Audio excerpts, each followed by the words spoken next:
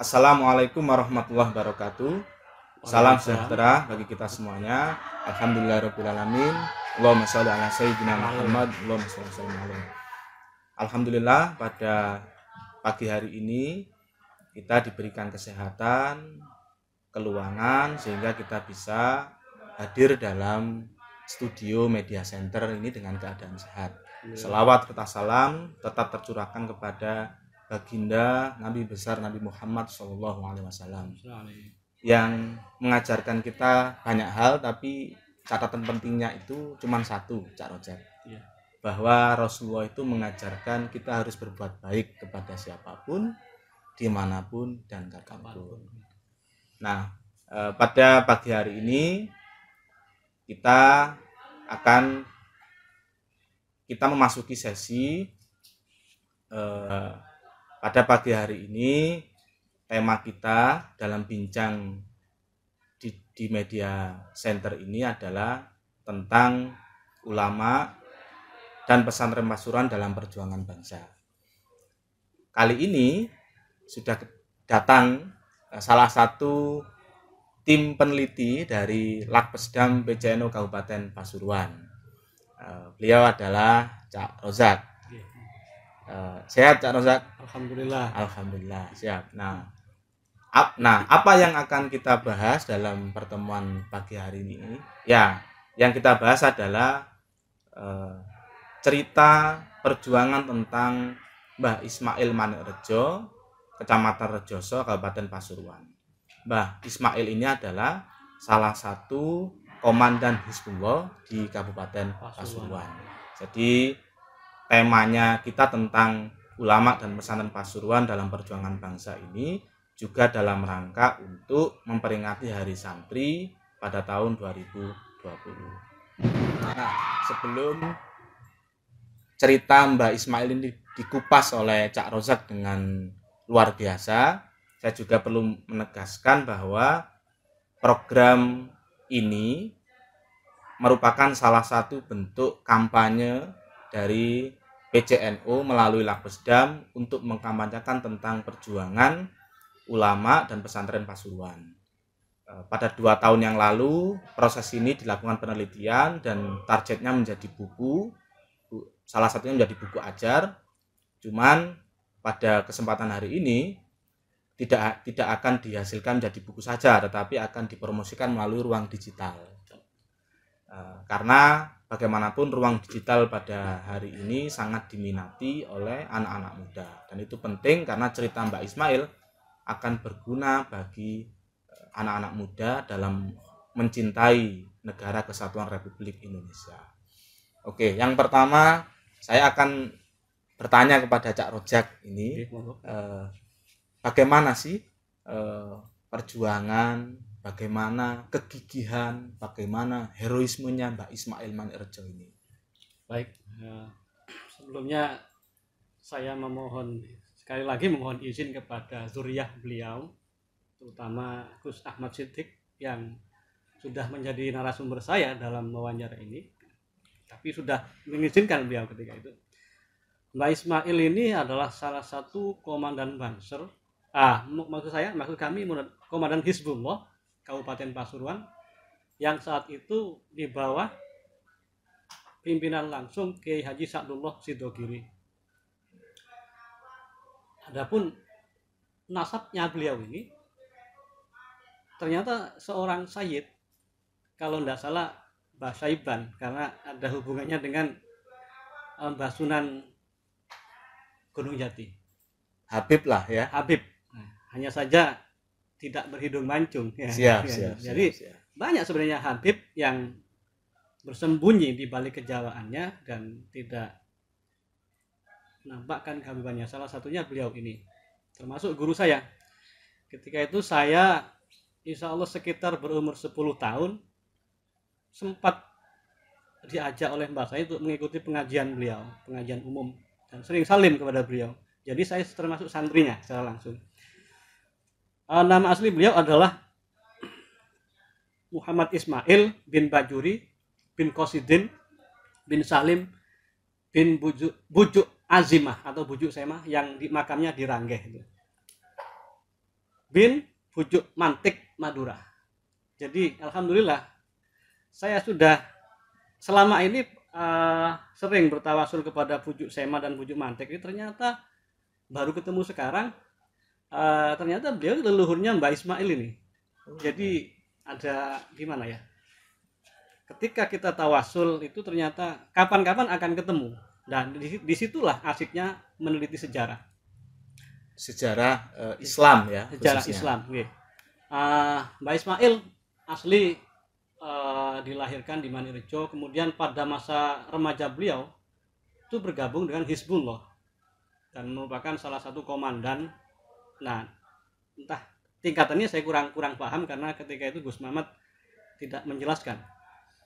Beliau pernah terlibat langsung dalam penyerbuan tangsi Belanda di Ranggeh yang menurut cerita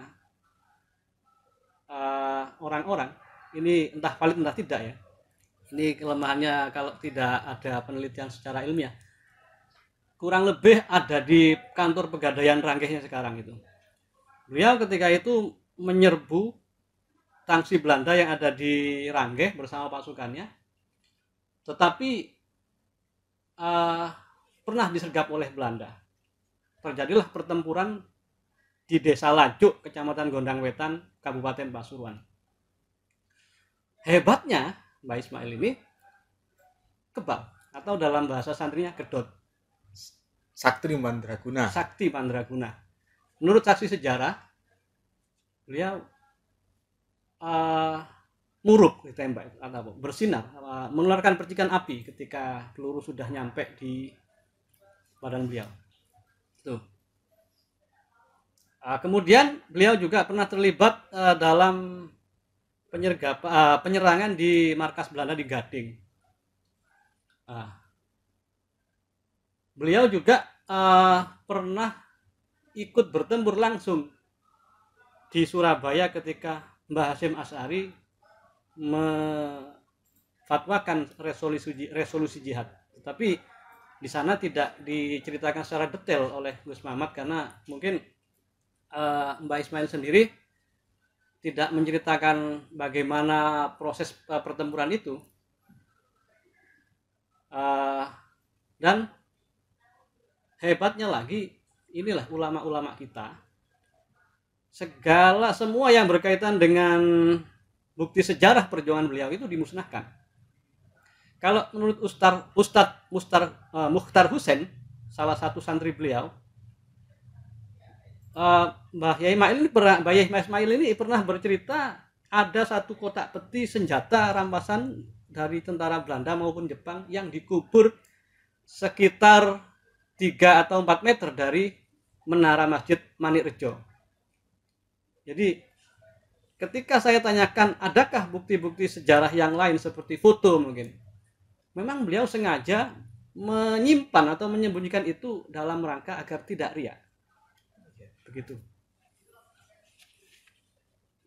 Ya, ketika Mbak Ismail benar-benar herois ya dalam perjuangan melindungi bangsa kita agar tetap merdeka, mungkin Mbak Ismail tertangkap atau pernah Mbak Ismail itu dipenjara, mungkin ada juga cerita tentang itu ya. Cak Rozak. Betul. Menurut Gus Mamat, ketika saya wawancara sekitar Agustus tahun 2019, Mbah Ismail pernah dipenjara di penjara bola. Nah, apa itu kok penjara kok bola? Nah, itu aneh kan ya, penjara bola. Mungkin kita sebagai masyarakat Pasuruan pun kurang tahu. Ternyata penjara bola itu merupakan sebutan bagi sekarang menjadi kantor Wisma P3GI di Pasuruan, jalan mana itu ya? Dekatnya Taman Kota ke selatan sedikit itu ada kantor P3GI. Nah, yang menarik dari tertangkapnya beliau ini karena adanya mata-mata. Jadi makanya ketika ada banyak tokoh kita yang bilang, kenapa Indonesia kok lama sekali dijajah Belanda? Karena banyaknya mata-mata ini.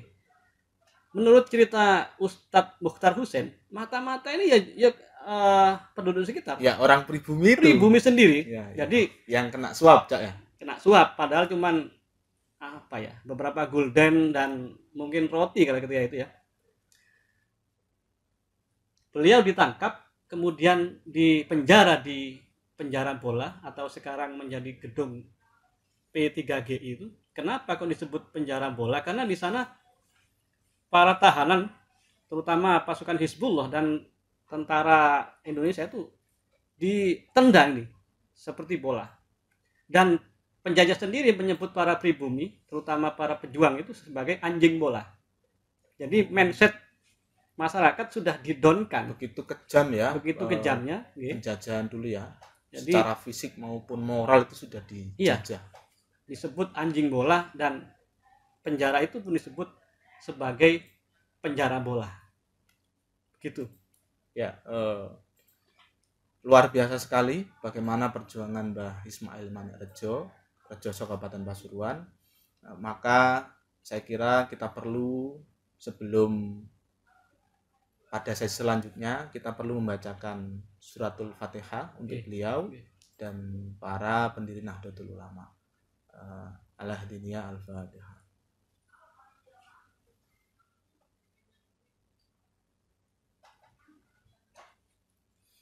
Ya, pada sesi selanjutnya kita akan bicara melanjutkan soal kenapa penting sekali untuk menyajikan kembali sejarah, menyajikan bagaimana ulama dan pesantren Pasuruan ini dulu memperjuangkan bangsa ini. Nah, itu kenapa sih kok perlu itu diceritakan kembali, Cak Rozak? Seperti kita tahu bahwa banyak ya orang yang, bahkan para murid itu kan, bahkan para mahasiswa itu kalau belajar sejarah kan agak sulit ya, lebih kadang-kadang cuman sejarah jadi tanggal tahun. Jadi, ternyata sejarah ini penting karena biasanya yang terjadi dalam sejarah akan menjadi siklus. Apa yang terjadi pada masa Bani Abbasiyah biasanya akan terulang pada masa kita ini. Dan saya yakin Indonesia ini akan terus mengalami siklus sejarahnya. Makanya kalau kita tidak tahu, tidak bisa bercermin atau mengambil ibroh daripada yang pernah kita atau ulama kita lakukan pada masa lampau. Dan lagi yang kita khawatirkan itu ada pencurian dalam tanda kutip sejarah. Jadi ada sejarah diputar balik atau bahkan dulu pernah kan ketika rusuh 65 itu malah kita yang disuruh meminta maaf dan sebagainya. Bahkan yang terbaru ini ada pembalikan fakta soal sejarah Islam di Nusantara yang ada hubungannya dengan Khalifah Turki Utsmaniyah ya, yang kalau kita tidak kembali uri-uri budaya atau tidak menghidupkan kembali sejarah ini, maka kita tidak akan tahu siapa sebenarnya kita ini. Berpuluh-puluh tahun umat Nahdliyin bahkan tidak tahu bagaimana proses resolusi jihad, siapa sebenarnya pejuang-pejuang yang berada di garda depan ketika menghadapi baik Belanda maupun Jepang, bahkan Portugis ketika itu, ya kita Minna. Jadi para santri ini tahadus bin nikmah sekaligus juga penegasan bahwa generasi muda Nahdliyin perlu tahu sejarahnya. Demikian mungkin kurang lebihnya. Oke, terakhir Cak Rozak, bagaimanapun Mbah Ismail adalah seorang kiai, seorang ulama, dan bahkan sebagai pengasuh pondok pesantren. Nah, kira-kira kehidupan yang seperti apa dan mungkin perilaku beliau, bagaimana beliau begitu religius ketika semasa hidupnya bisa diceritakan, sehingga kemudian bisa memberikan apresiasi terhadap anak-anak muda kali ini, sehingga meneguhkan bahwa Islam itu juga menjunjung tinggi cinta tanah air yang sering kita kenal dengan hubbul waton minal iman. Mbah Ismail setelah NKRI aman, beliau kembali ke pesantren, mendirikan pesantren atau tepatnya merawat ya yang sudah diwariskan oleh leluhur beliau atau saya kurang tahu persis soal sejarah pendidikan, tapi beliau pernah mengasuh pondok pesantren Babul Ulum sekaligus madinnya. Salah satu narasumber yang saya wawancara ini juga termasuk santri beliau gitu. Dan beliau sangat istiqomah dalam membina masyarakat melalui pengajian umum. Saya masih menangi tahun 80-an. Oh, jadi pernah ikut langsung Cak Rojak ya? Pernah salim sama beliau. Pernah salim. Alhamdulillah. Jadi ya. Makanya salah satu cerita beliau tentang kesaktian beliau ini yang belum kita singgung ya. Iya. Selain kedot, beliau itu ternyata entah punya ajian apa dalam pengajian begini. Lek singen zamane revolusi niku pistol niku dicepeng niku leleh. Oh. Itu beliau saya masih ingat, alhamdulillah masih diberi ingat, bahkan sekarang ini terbayang beliau jadi surbannya, jubahnya putih, kemudian pakai udeng, pakai tongkat ya, karena beliau sudah sepuh ketika saya menang itu. Sekitar 70 atau berapa, masih pengajian umum. Biasanya digoceng pakai sepeda motor gitu. Wah, luar biasa itu. Sederhana ya. Sangat sederhana. Padahal sekali. Itu beliau adalah salah satu pahlawan sebenarnya. Pahlawan dan sayyid. Dan sayyid juga. Iya, tadi saya pernah menangi dan beliau cerita kalau dulu zamannya revolusi, pistol itu dicepengeten leleh. Tapi beliau tidak menyebutkan apakah itu beliau yang melakukan. Tapi saya yakin dan insya Allah Gus Mamat mengiyakan itu. Dan beliau juga seorang ulama yang tidak risih memelihara benda-benda keramat seperti keris atau dulunya banyak kalau menurut Gus Mamat. Sekarang tinggal satu dirawat oleh ibundanya Gus Mamat, putrinya Mbah Yai Ismail, ada di Kalimantan. Jadi tidak antipati terhadap keris, padahal sudah alimnya seperti itu beliau. Jadi masih punya keris beliau. Oke. Seperti itu. Ya, terima kasih Cak Rojak. Ya. Saya kira meskipun bincang-bincang kita sangat singkat, tapi ini setidaknya menyadarkan kita bahwa satu, penulisan sejarah di lingkungan kita, di lingkungan Nahdlatul Ulama, di lingkungan para kiai, para pejuang dari pesantren itu sangat kurang. Betul. Nah, maka setelah kegiatan ini, semoga saja doakan selalu PCNU melalui Lakbesdam PCNU Kabupaten Pasuruan akan membuat buku khusus tentang ulama dan pesantren Pasuruan dalam perjuangan bangsa, yang salah satunya ditulis oleh Cak Rojak ini. Saya kira hanya itu yang bisa saya sampaikan, dan kita harus yakin kita ini para santrinya Mbah Hasyim, ya kita hanya tinggal melanjutkan saja ijtihadnya beliau tentang hubbul waton minal iman, bahwa mencintai. Sebelum ditutup saya ingin urun rembuk dulu ya. Ya. Sudah saatnya pemuda NU, Nahdien yang masih muda-muda berjihad bilisanil YouTube, bilisanil Facebook dan sebagainya.